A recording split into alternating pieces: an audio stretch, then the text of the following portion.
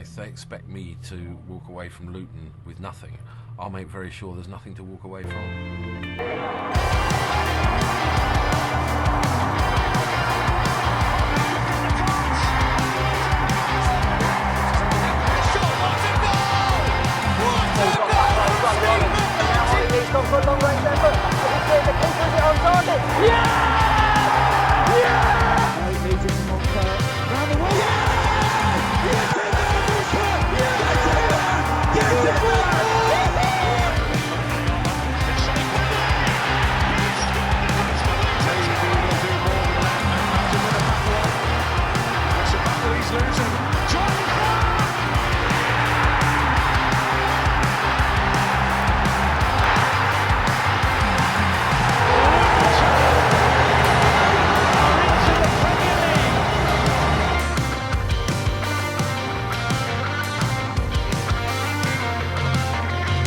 Hello and welcome to a very special episode of the Oak Road Hatter podcast. It is, of course, our 100th ever episode. Big thank you to everybody that supported us, liked tweets, engaged in the videos we put out, challenged Jamie and Kieran on their views on referees, blah, blah, blah. It's been one hell of a ride so far. So a big thank you to everybody that's helped make Oak Road Hatter what it is today. Of course, the 100th episode falls on the Wolves review. Quite fitting that it is our first Premier League point. Would have been even better if it was our first Premier League win, but we cannot win them all. And I'm sure all us fans can excuse Luton for the journey that we've been on since that first ever episode back 2.5-3 years ago. But in true Oak Road Hatter fashion, we want to plug out our socials as we want to continue to grow. We love doing what we're doing. And I think both of us, Kieran, Steve, and everybody associated with Oak Road Hatter knows that we can do more and we can deliver episodes that are currently in our heads. So that will be a big help if you could go over to Facebook, to Instagram, to Twitter, to YouTube, to the website itself, all Oak Road Hatter bar Instagram, which is Oak Road Hatter Pod. It is the 100th episode, as mentioned, so we are planning a quite special giveaway. So what we need you to do in order to get yourself in the hat is to subscribe to us, on YouTube, which again is Oak Road Hatter. Joined here today on this special day with Jamie Castle. Jamie, how are you doing? Yeah, not too bad.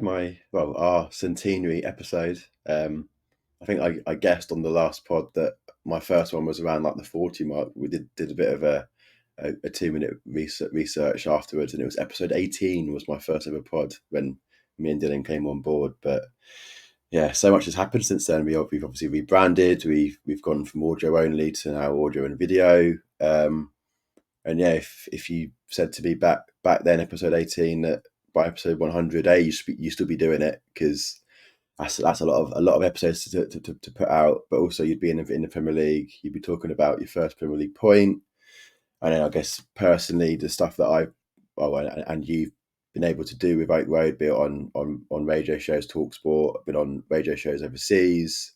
The overlap, obviously, the big one with Gary Neville, we've been on Sky, and there's a little bit with TNT Sports coming out soon, hopefully before the Spurs game. Like, the stuff we've done is pretty special. So no, we feel privileged to be able to do this on behalf of the Luton fans, and that's what it's for.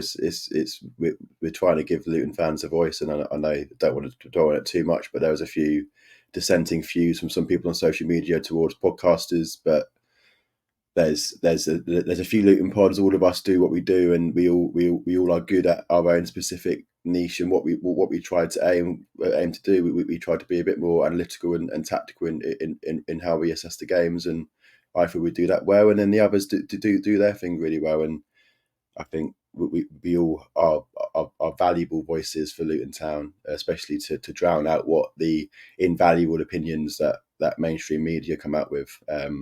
So yeah, as you said, Billy, any support that you give us is very much appreciated, and we would love to keep doing this as a hobby for years to come. And as you sort of alluded to there, it's for Luton fans by Luton fans, and that's something we've always tried to strive for and live by. We'll go on to our analysis of the Wolves game. As mentioned at the top of the show, it was our first Premier League point. It was one where, again, there can be potentially a little bit of, I don't know if it's frustration, but a feeling that it could have been more.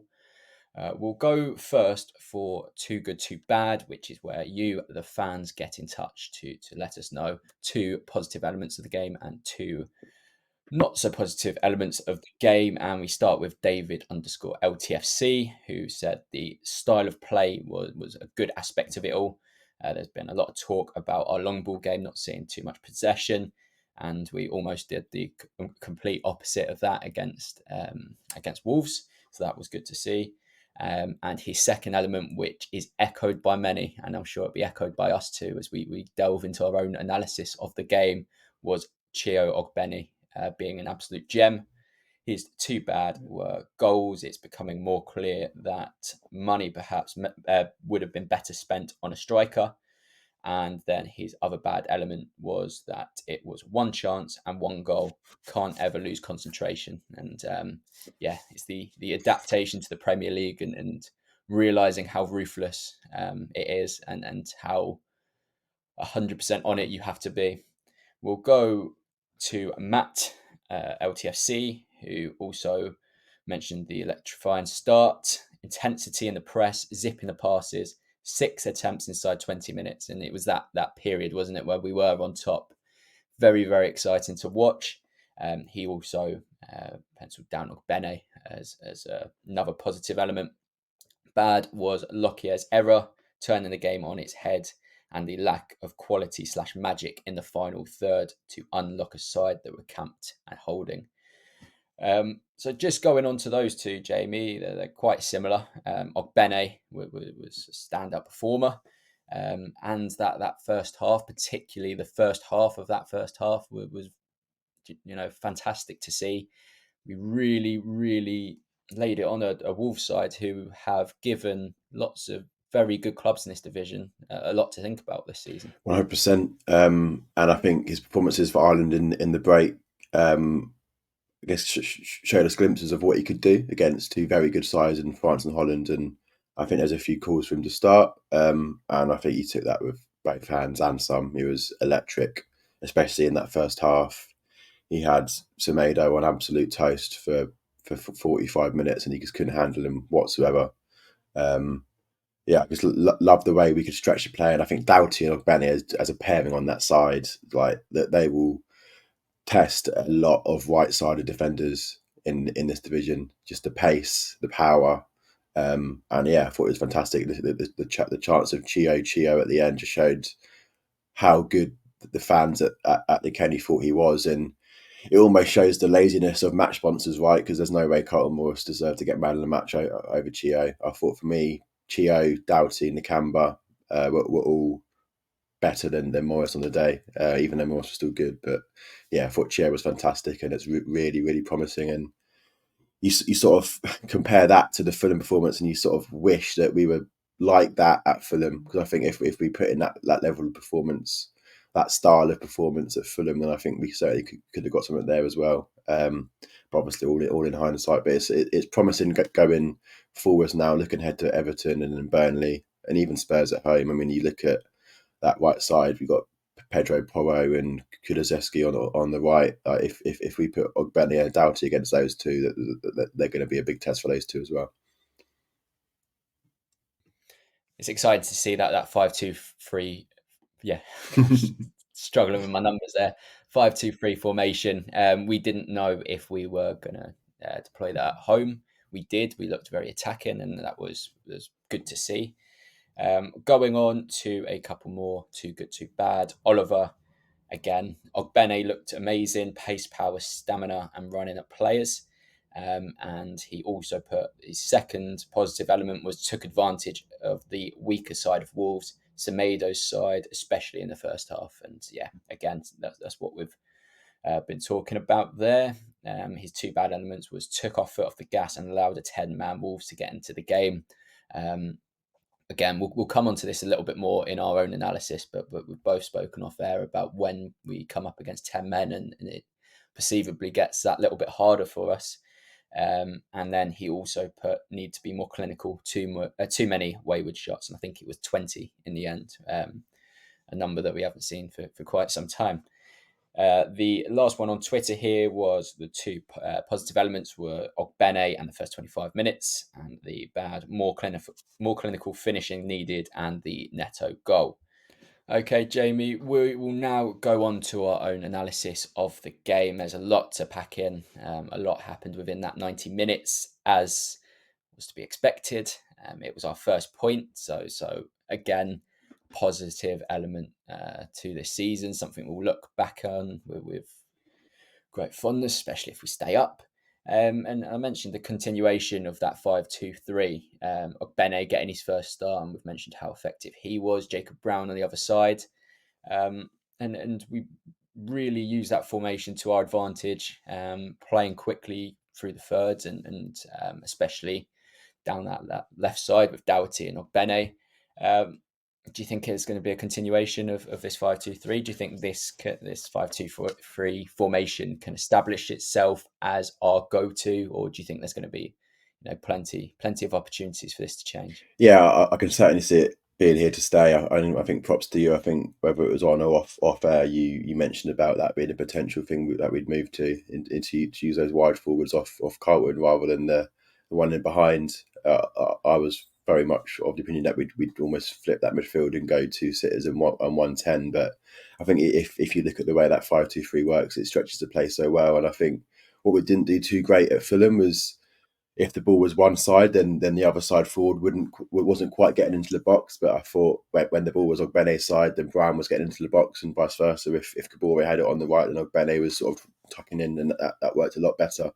All about getting bodies in the box. I think that's what we need to do better in this formation. Is okay, you've got those fast wide players, and we're going to stretch the play, and we're going to test the defenders. But when that wide man beats his fullback or beats his centre half, it's all about, can we flood the box with players to get on the end of a cross or a cutback, and we did that well. I think there's a few times I thought, watching back Match of the Day, they rightly did a little piece on Doughty and Ogbene as a pair. Doughty himself was fantastic, and he got a few cutbacks. And I like the way he cuts inside as well. The way when Ogbene, you got Chio's going out on the left, and Doughty cut inside a few times, and he had that shot that was annoyingly blocked by Carlton, and you think, just frustrating. It's just, I think that was almost a sum up of yesterday. I think for as good as we played, there was still some frustrating elements to it, and that will come with time. I think on, as you say, a point gain for sure. Was it 2 points dropped? Who knows? I think,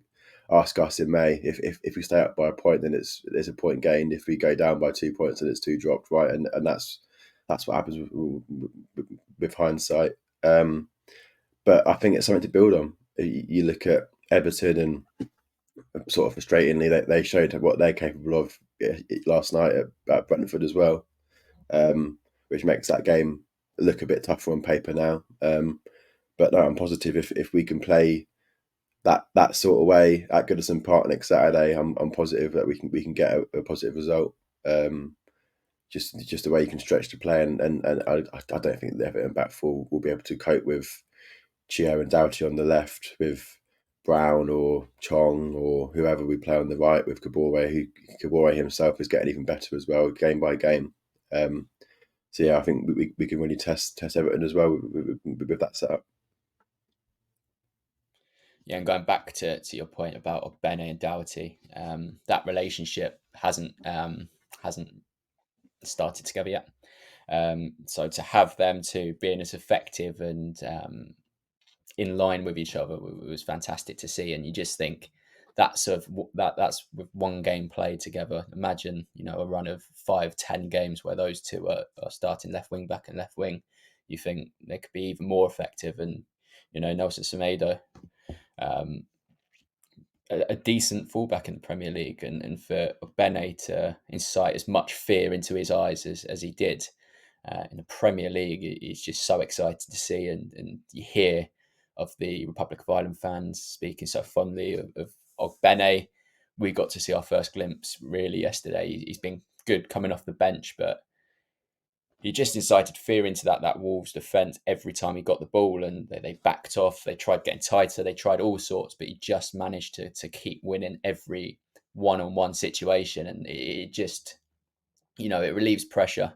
If we are, struggling to keep the ball for whatever reason, and a team wants to push higher, well, then Ogbene is somebody that single-handedly can drop defences and midfield back. And I think he's going to be such an important weapon for us this season. And, that is, we've seen him in glimpses so far, but I think that was such a impressive showing. And it just makes you excited to watch him in action again, which I hope will be Everton away. We'll go on to the Wolves goal. Of course, it was, I believe, their first shot on target. Lockyer had a bit of difficulty containing Neto's pace firstly, and then should have really done better when Neto actually got onto the ball before he cut in. Neto was somebody we highlighted on the last episode as somebody that will create if given the opportunity to create, and a rare Wolves attack led to him cutting in and showing his quality. Do you pin a lot of blame there on Lockyer? Do you think he should have been doing better? Burke was also in close proximity. Is it unfair to lay any blame on him? Kaminsky, should he have saved it? What did you think of that goal, and how do we eradicate an incident like that happening again? Yeah, I think Lockyer has to take, I guess, the bulk of the blame, but it certainly isn't completely his fault. I think if you break it down, you've got Doughty, misplaced pass into the middle to start with. Then their midfielder breaks. I think Nakamba was on his heels. Could Nakamba one of those tactical fouls maybe? Then he plays it through to Lockyer. I thought pace-wise wasn't really a problem. Lockyer, on the whole, kept up. But then it's just when the ball gets in a bit of a tangle, you just need to try and get something on it. Just get it out for a corner. I don't care where it goes. Stick it into Bury Park somewhere. It doesn't matter. But then Neto managed to keep hold of it. Then cuts inside. Then if you think Burke, if you're the defender there, you just you show him outside. You know he's left-footed. You know he's going to cut out. You know he's going to cut in on his foot and shoot. So you just think, just don't show him in. Just show him out, and block that angle to goal. And then Kaminsky, he comes out, but sort of flailing arms a little bit. Could he have made himself look bigger? I think it's a multitude of things really. I think Lockyer takes the bulk of the blame because he probably was the one that had the best chance of stopping it. But it's just frustrating, as you say. It was their only open play chance that they created. I think other than two set pieces, that was the only chance that recorded at any sort of XG, and even that was 1.14. And I think overall, just shows again how brutal this league is, that you can limit a decent Wolves team. Okay, we've all spoken that they're a potential team that we could beat to survival and send them down in our place, but they're still a decent and good side, and we can limit a team to next to no chances. I think apart from that one chance, probably the set piece, Kilman sort of could tow it in up, like that was not long after the first, but other than that, didn't really threaten. So it's just frustrating that for all the chances we had, we could only manage one penalty goal, but whereas that they get their one open play chance and pull it away. Good finish, but it's just really frustrating.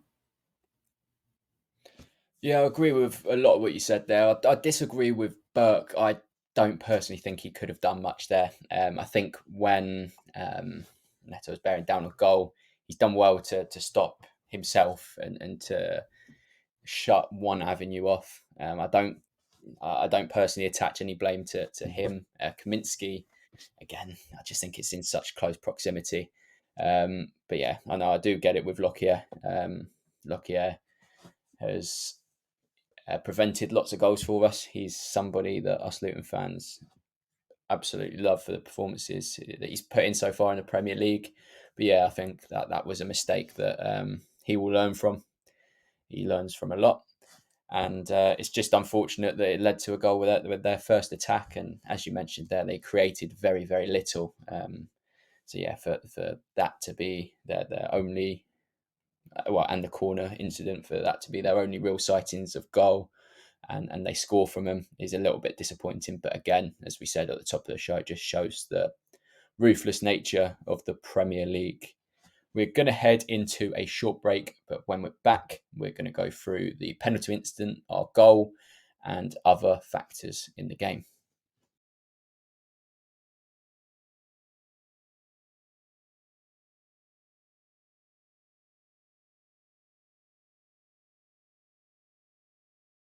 We are back for part 2 of today's episode, where we are reviewing the 1-1 draw with Wolves. We'll go on to the penalty incident now. It's something that's, again, a massive talking point, as lots of incidents have been in the Premier League so far this season. Wolves manager Gary O'Neill not happy at all that the penalty was given. What did you make of it? Obviously, it was a deflection onto an outstretched arm. Yeah, what do you think of it, Jamie?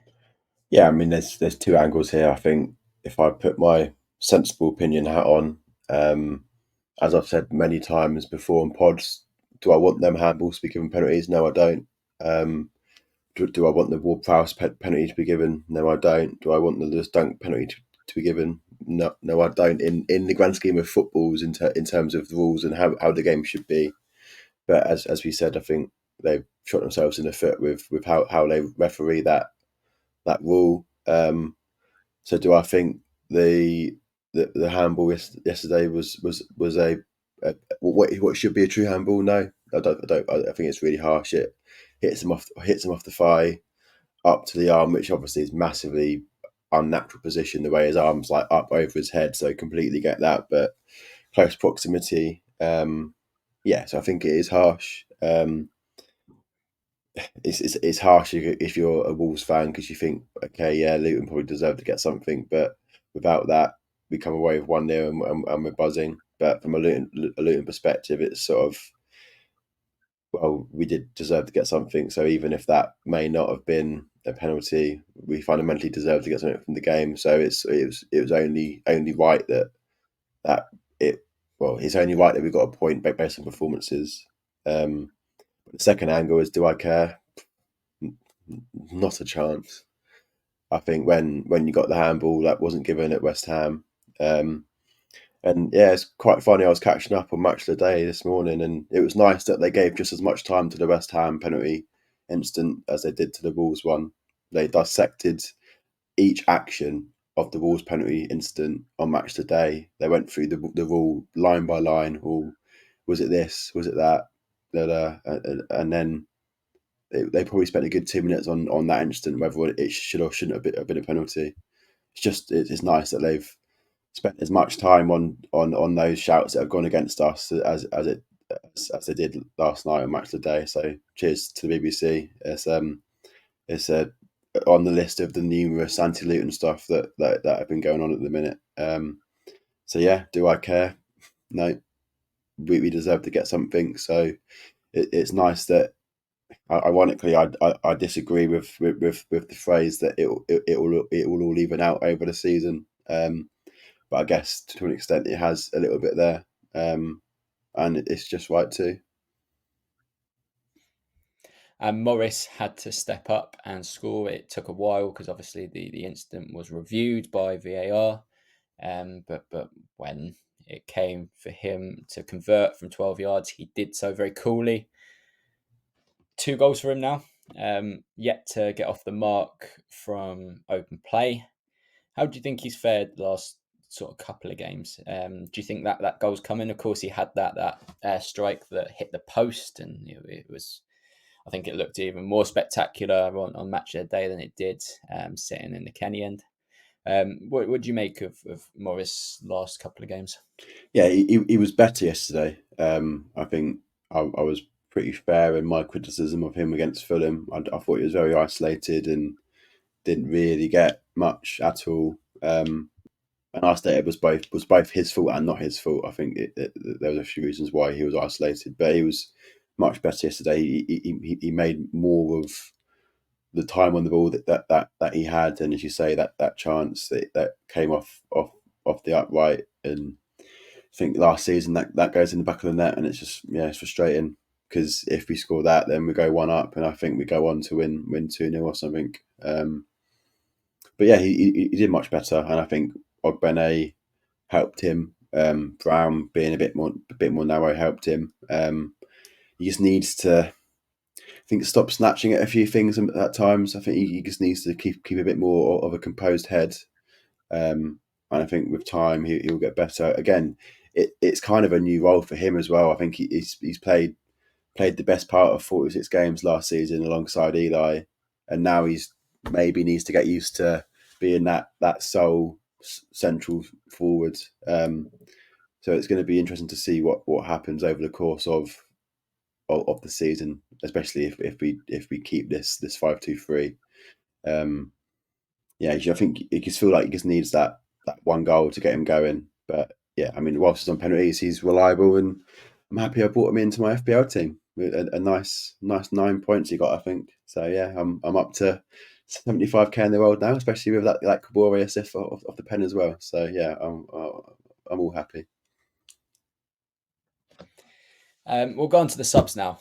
We've been very complimentary to Rob Edwards about how effective his substitutions have been in games so far. Do you think that we can say yesterday was another example of that, or were there any decisions he made that you were surprised about, or you thought lacked a real effectiveness? I mean, I like yesterday that he made subs a bit earlier. I think he left subs a bit too late at Fulham. I think what was our first sub wasn't until minute 70 or something, I think, at Fulham. So the fact that he freshened up the midfield a little bit with Pelly on for the Congo and on 57 minutes was good. It was important, and I thought Pelly added a lot of energy to that midfield. But for me, I think he got that first attacking sub wrong yesterday. I think for all the talent we have on the bench, I mean, I like Corley, and I think he needs more chances to get some consistency, but I don't see why he's your first attacking sub. For all the talent we've got on the bench, Elijah, Chong, I don't see why Woodrow was that first sub, and especially on the right hand side as well. He came on for Brown.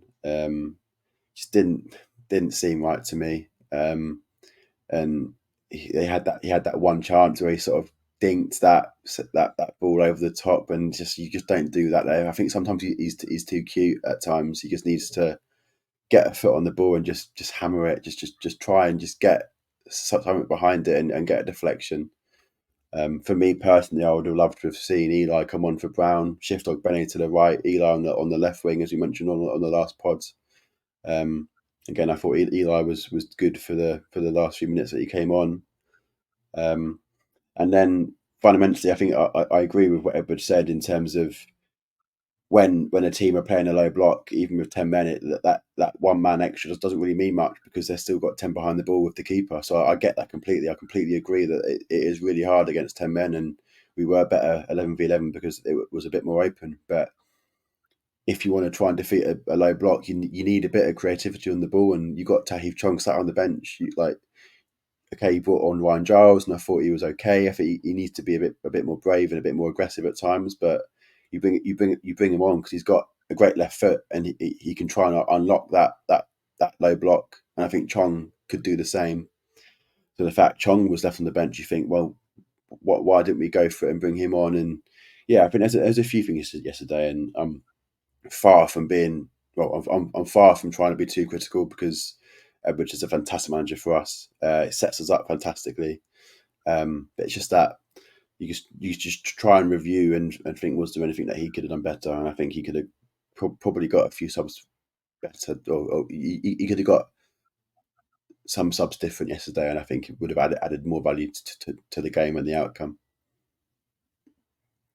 Yeah, it's interesting. I think the only one I was confused about was the Woodrow substitution. Not because I don't think he's good enough, not because of him as a player. It's more to do with bringing him on that right wing. Bene was seeing a lot of joy down the wing. Brown was seeing a lot of joy getting in behind. Woodrow doesn't really give you that. He's somebody that we've seen brought on from the bench before. He can score important goals when in and around central areas. But yeah, having him on the right wing, I don't think it allowed him to be as effective as we know he can be. Like you say, someone like Tahith Chong, who would have driven at defenders, who would have put more balls into the box. Jacob Brown as well. I think he was effective enough. Pelly, as you mentioned there, brought a lot of energy to that midfield, helped us press, helped us really harry a Wolves team that didn't see much of the ball, but when they did, they still tried to play with it and didn't go long on too many occasions. So I think that helped cut passing lanes off. So yeah, I think for the most part, the right substitutions. It was just that Corley Woodrow one that was slightly confusing to me. Let's talk about XG. Some people hate XG. Some people see it as a good indication to how the game played out. Some see it as a bit of both. But we accumulated 1.85, XG, which was the highest in the division. For people that still not too sure about what expected goals is, it basically is an accumulation of all the chances that you've managed to create, scaled from each one from 0 to 1 on the likelihood that a chance would lead to a goal. So of course, if it was 0.99, it's pretty much a tap in from 1 yard. If it was 0.01, then it's probably a shot from outside the box. So 1.85 xg, highest in the division. The first time we've hit those heights this season, compared to Wolves that were sort of 0.5. I think that was a good reflection on how the game played out. We did create a fair few good chances. Perhaps the nature of the game, we should have created more, but ultimately we restricted Wolves to very little. Yeah, no, absolutely. And I think okay, you take the penalty out of that, because I think the penalty is normally what 0.78 xg is what the consensus is. The consensus is a penalty should be. So well, that's 1.1 or so open play xg or non-penalty xg. So yeah, I thought we did well. We created loads of chances, but just frustrating that we couldn't get a second. I think one of my frustrating points yesterday is we had 10 corners and didn't really threaten too much. It was 10 corners to their one, and just need to make more of them. There's a few sort of near post flick-ons and stuff, but yeah, didn't really threaten from that. We got a lot of balls into the box, but just couldn't quite get something away. So yeah, as much as the XG was 1.85 based on the chances that were basically shots that resulted in an XG recording chance. There was lots of positions we got in that didn't result in shots or didn't result in that final action.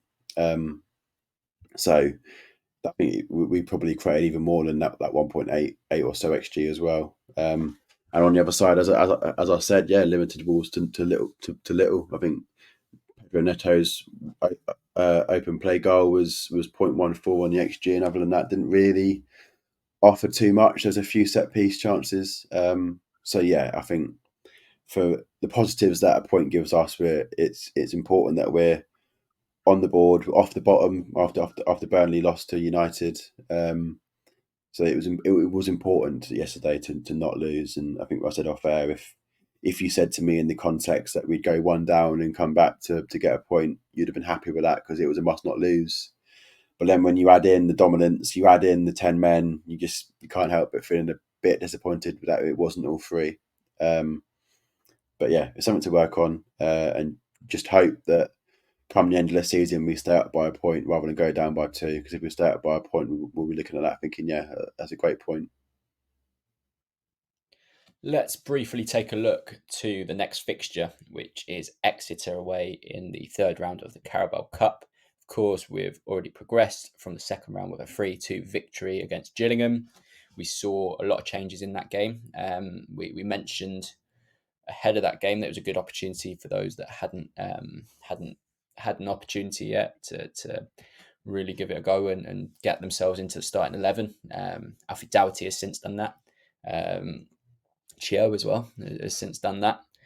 So do you expect more of the same? Do you expect these kind of fringe players to be given another opportunity here? Do you expect Edwards to be ringing in the changes? Or do you think there's a possibility that you might use a stronger 11, one that we're typically associate with our Premier League team now, to try and, gain momentum of winning games? What do you think it will be the approach from Edwards come Tuesday night? Yeah, I mean, he said on his post-match presser that it was important to win. I think he really wants to win. He wants to cut one, and as you say, it's important to get that winning feeling in the team. It will be against lower league opposition in the League Cup, but it's still really important to get a win. And he's right. We've got the depth to be able to ring the changes, so to speak, but still to have a strong 11. I don't want Reece Burke or Amari Bell anywhere near Devon on Tuesday. Send them both to a spar. Reece Burke more because, he probably could do 90 minutes, but he's so important to what we do. I think for me, he is our most Premier League ready defender we've got. So we do not want him picking up a silly niggle at Exeter on Tuesday. So rest him. Amari Bell, again, I've said countless times he needs a rest, and I get it if he's not being rested for a league game. But I swear to God, if he plays on Tuesday night in Exeter when he doesn't need to, you just need to give that boy a rest. It probably means Lockyer starts. Probably means Anderson starts, and then do you bring up a young lad to fill in at centre half, or do you go to a back four? Who knows? Fullback wise, probably rest Kabore if possible and do Doughty and Giles. I think Giles needs minutes tactically and physically. And you sort of view it as there's some players that need to find a bit of rhythm, and a game like that on Tuesday is perfect. Like Tahith Chong, I think he's shown glimpses of what he can do, but he needs to find that bit of rhythm. And if he can get a goal and an assist on Tuesday at Exeter, then that could give him a bit of confidence in the league. Eli's obviously not been involved too much, so he probably starts. So suddenly you think, well, if you start in Lockyer, Anderson, Chong, Eli, Pelly probably starts, Luke Berry maybe starts, you think that's a really strong team. So absolutely no excuses to not get a win at Exeter and into the fourth round of the hat, is it, afterwards? So and as a fan, really, really want to go far in this competition. Obviously, it's the one major trophy we've got, so it'd be good to try and go as far as we can in the competition. And if we can get a sneaky Wembley trip now, which that's what it comes down to, right? I think before, when you were Championship or below, there was not really any chance in hell that you'd be getting to Wembley, because there's going to be Premier League sides, and we're still one of the weaker Premier League sides. The fact that we're Premier League, if we get the luck of the draw, if we get a team in the Prem that we can beat, there's no chance why we can't go far in the competition. And if we can get to a semi or final, which still will be incredibly tough, but if we can, that would be fantastic for both the players in terms of the momentum of the season, but also for the fans to have that excitement, because the league this season could prove to be difficult and could prove to lack a bit of excitement if you're sort of losing game after game. So in the cup, it just gives us a bit of a mental refresh away from the league, so our head's not fully focused on the league for a bit, and it would be nice just to have that bit of that mental health break from the league sometimes when you can get a bit relentless and a bit down after losing week in, week out. Well, that is all for today. As mentioned at the top of the show, we are planning a big special giveaway. So keep your eyes peeled on that. And if you don't already, subscribe to Oak Road Hatter on YouTube. Jamie, a big thank you for coming on today on the 100th episode of the Oak Road Hatter podcast. And as again, on top of the show, we mentioned all socials. We are Oak Road Hatter on everything bar Instagram, where we are Oak Road Hatter Pod. Until next time, it is goodbye from us.